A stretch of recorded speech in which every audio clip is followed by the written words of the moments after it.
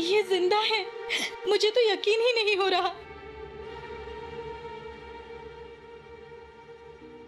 Doctor साहब को बेहोशी की हालत में मैं ही अस्पताल लेकर आई थी।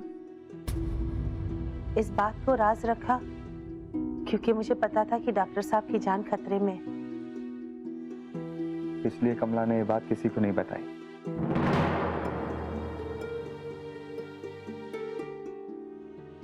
वैसे डॉक्टर साहब अभी कोमा में हैं, लेकिन सुरक्षित हैं।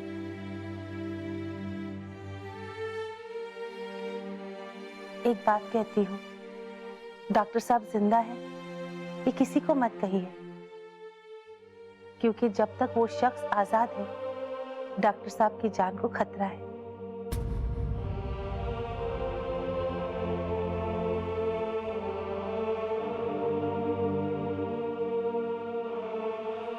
आप अपना और डॉक्टर साहब का ख्याल रखिए।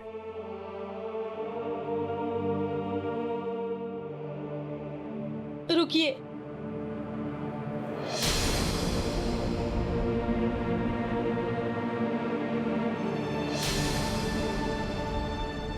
मैं आपको बताती हूँ उस आदमी का नाम जो ये नहीं चाहता कि सुहाना की याददाश्त वापस आए।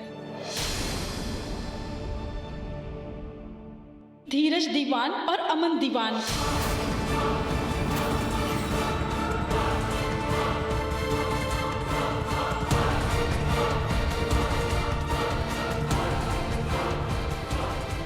धीरज साहब,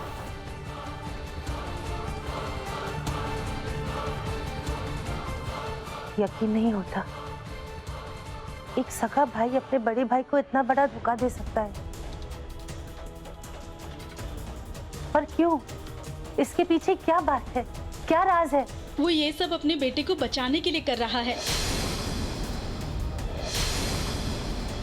क्योंकि सुहाना का एक्सीडेंट अमन दीवान की गलती की वजह से हुआ था और उस एक्सीडेंट में सुहाना की डेथ हो गई थी।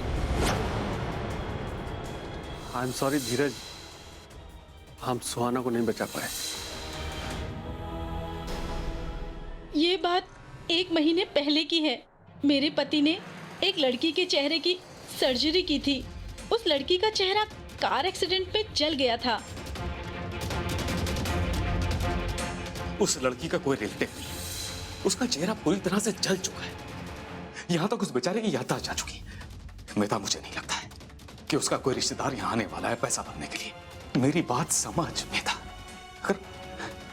अगर मैं उसे एक नया नाम, एक नई पहचान दे दूं तो कोई बुराई है इसमें।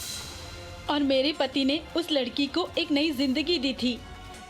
और आप मेरा यकीन कीजिए, मेरे पति का इंटेंशन कुछ गलत नहीं था। ये पैसा मैं अपने फायदे के लिए नहीं ले रहा हूँ। इनसे कई गरीब लोगों को उनके इलाज में मदद मिलेगी।